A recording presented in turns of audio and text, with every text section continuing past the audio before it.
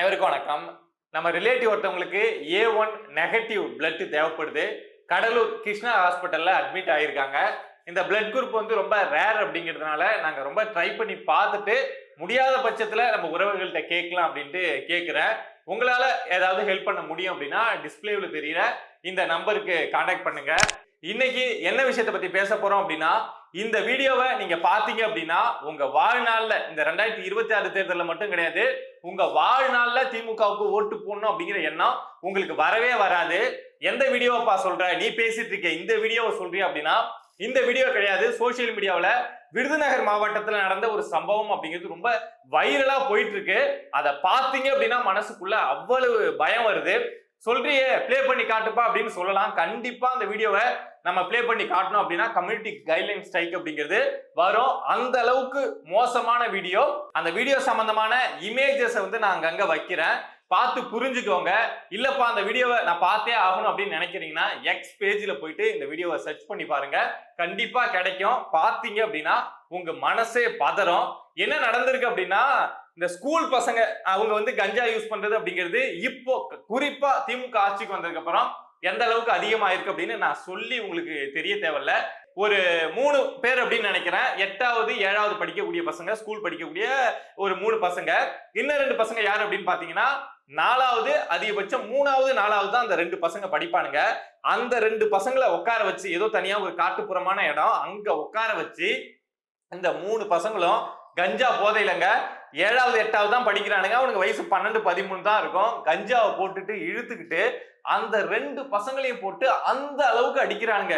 எந்த அளவுக்கு அப்படின்னா பாத்தீங்கன்னா கண்ணீர் விட்டுருவீங்க. அந்த இடத்த நம்ம புள்ள ஏதோ ஒண்ணு இருக்கு அப்படின்னு நினைச்சீங்கன்னாவே உங்களால தூங்க முடியாது, தூக்கம் வராது. அந்த அளவுக்கு அடிக்கிறானுங்க. காலால எத்தி உதைக்கிறானுங்க, அப்படியே கீழே போட்டு புல்தரையில இழுக்கிறானுங்க. ஒருத்தன் புனிய வச்சு அடி அடி அடின்னு அடிச்சுக்கிட்டே இருக்காங்க. 20 அடி தொடர்ந்து அந்த சின்ன பையனை போட்டு அடிக்கிறான். அந்த வீடியோ பாக்குறதுக்கு உண்மையாலுமே மனம் வந்து ரொம்ப வருத்தமா இருக்கு. நம்ம சமூகம் வந்து எதை நோக்கி போயிட்டு இருக்கு, ஸ்கூல்ல படிக்கக்கூடிய பசங்க எல்லாம் என்ன படிச்சுட்டு இருக்காங்க, என்ன விஷயத்த தெரிஞ்சிட்டு இருக்காங்க அப்படிங்கறத நினைக்கிறதுக்கே யோசிக்கிறதுக்கே ரொம்ப பயமா இருக்கு. இந்த சம்பவத்துக்கு யாரு காரணம் அப்படின்னு நினைக்கிறீங்க? அந்த ஸ்கூல் படிக்கிற அந்த பசங்க இருக்காங்கல்ல, அவங்க காரணம் அப்படின்னு நீங்க நினைக்கிறீங்களா, இல்ல அவங்க அப்பா அம்மா காரணம் அப்படின்னு நினைக்கிறீங்களா, இந்த அரசு காரணம் அப்படின்னு நினைக்கிறீங்களா அப்படிங்கிறத மறக்காம கமெண்ட் பாக்ஸ்ல வந்து சொல்லுங்க. ஸ்கூல் பசங்களுக்கு கஞ்சா கொடுத்துட்டு அவனுங்களை வந்து போதை பழக்கத்துக்கு வந்து அடிமையாக்கிட்டு அப்புறம் என்ன சமூகத்தை இவங்க கட்டமைக்க போறாங்க, யார உருவாக்குறாங்க, என்னத்துக்காக இந்த அரசு ஓடுதுன்னே தெரியல. அவ்வளவு இன்வெஸ்ட்மெண்ட்டை கொண்டு வரோம், இதை பண்றோம் அதை பண்றோம், இன்ஃப்ராஸ்ட்ரக்சரை வந்து டெவலப் பண்றோம் அப்படின்னு என்னென்னமோ இந்த அரசு வந்து கட்டுது, கதை சொல்லுது. யாருக்காக கட்டுது, எந்த தலைமுறைக்காக கட்டுது? அடுத்த தலைமுறை நல்லா இருக்கணும் தானே எல்லாருமே வளர்ச்சியை நோக்கி போறது. எல்லாமே அடுத்த தலைமுறைக்கு, அடுத்த தலைமுறை வந்தாங்க நல்லா இருக்கணும் அப்படிங்கிறதுனால தானே. ஆனா அடுத்த தலைமுறை எங்க இருந்து உருவாகுது? ஸ்கூல்ல இருந்து தானே உருவாகுது. அந்த ஸ்கூல் படிக்கிற பசங்களை வீணாக்கிட்டு போதைப் பொருளுக்கு அடிமையாக்கிட்டு போதைப் பொருளை ஈஸியா அவங்களுக்கு கிடைக்க வச்சு அதுக்கப்புறம் என்னத்துக்காக ஓடுறீங்க? யாருக்காக இந்த வளர்ச்சி? யாரு அடுத்த தலைமுறையே இங்க அழிஞ்சிட்டு இருக்கு அப்படிங்கிறப்போ என்னத்துக்காக இந்த நாடகம் அப்படிங்கிறது தான் கேள்வி. இதுல வேற வந்து கல்வியில் சிறந்த தமிழ்நாடுன்னு ரேவந்த் ரெட்டி தெலுங்கானா முதலமைச்சரை கூப்பிட்டு வந்து இங்க விழா நடத்துவீங்க.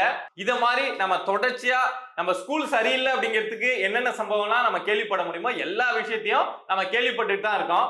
ஆனா இவங்க கல்வியில் சிறந்த தமிழ்நாடு அப்படின்னு சொல்லிட்டு இவங்களுக்கு தெரிஞ்ச 4 பேரை கூப்பிட்டு வச்சு அந்த விழா அப்படிங்கிறத நடத்துவாங்க. சோ இவங்க சொன்ன அந்த கல்வியில் சிறந்த தமிழ்நாடு அப்படிங்கிறது பள்ளியில படிக்கக்கூடிய மாணவர்களை இதை மாதிரி போதைக்கு அடிமையாக்குறது தானா அப்படிங்கிறது என் மனசுக்குள்ள இருக்கக்கூடிய ஒரு கேள்வி. ஸ்கூல்லயே ஒரு 7வது 8வது படிக்கிற மாணவனால இதை மாதிரி கஞ்சா யூஸ் பண்ணிட்டு இன்னும் அவனுக்கு கீழே படிக்கக்கூடிய அந்த பசங்களை வந்து இதை மாதிரி டார்ச்சர் பண்ண முடியுது அப்படின்னா அவனுங்க மனநிலை என்னவா மாறி இருக்கு. ஒரே நாள் இப்பதான்ப்பா அவன் புதுசா கஞ்சா யூஸ் பண்றான், அவனுக்கு அதெல்லாம் ரொம்ப புதுசுப்பா அப்படின்னா கண்டிப்பா ஒருத்தனால அப்படி செய்ய முடியாது.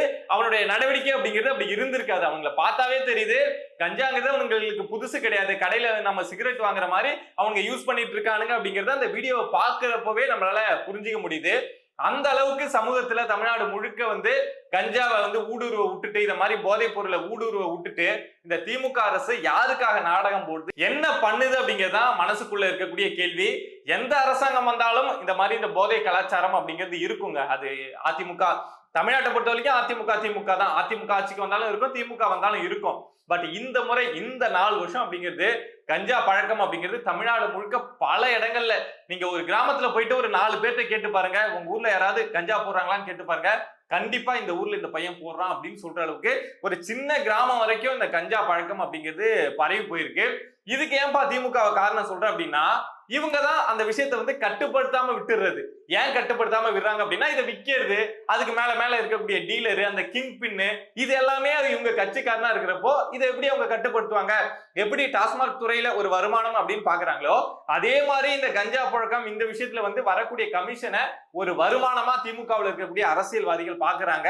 சோ அது மேலிடத்துக்கு போறதுனால அங்க இருந்து ஒரு கட்டுப்பாடு வந்து அதிகாரிகளுக்கு, காவல்துறையினருக்கு வர்றதுனால எல்லாமே அமைதியாயிடுறாங்க. அரசு தவறு செய்யாம ஒரு மாநிலத்துக்குள்ள இந்த அளவுக்கு கஞ்சா புழக்கம் அப்படிங்கிறது வர வாய்ப்பே கிடையாதுங்க.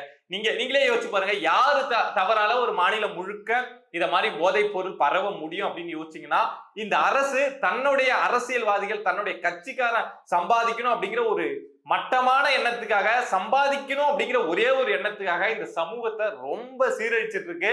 இதுக்கு முன்னாடி ஸ்கூல் பசங்க வந்து இந்த மாதிரி கஞ்சா யூஸ் பண்றது, அத மாதிரி விஷயங்கள், அதை யூஸ் பண்ணிட்டு இந்த கத்தி எடுத்துட்டு போறது, வெட்டுறது, அது மாதிரி சம்பவங்களை நாம பார்த்திருக்கோம். சோ அதுல ஒரு அடுத்த கட்டமா ஒரு சம்பவம் அப்படிங்கிறது இப்போ விருதுநகர்ல நடந்த இந்த சம்பவம். பட் இதுக்கப்புறமாவது இந்த ஸ்டாலின் அரசு வந்து இந்த சம்பவத்தெல்லாம் பார்த்துட்டாவது நாம வந்து ஸ்கூலுங்கிற பேர்ல ரவுடிகளை, பொறுக்கிகளை, கஞ்சா அடிமைகளை உருவாக்கிட்டு இருக்கோம் அப்படிங்கறத புரிஞ்சு இந்த போதைப் பொருளை கட்டுப்படுத்துமா இன்னும் ஒரு 2-3 மாசம் எலெக்ஷன் வரைக்கும், இல்ல அது வரைக்கும் எந்த அளவுக்கு சம்பாதிக்க முடியுமோ, வாரி சுருட்ட முடியுமோ, இந்த விஷயத்திலையும் வாரி சுருட்டுவோம், சம்பாதிப்போம் அப்படின்னு முயற்சி பண்ணுமா அப்படின்னு தெரியல.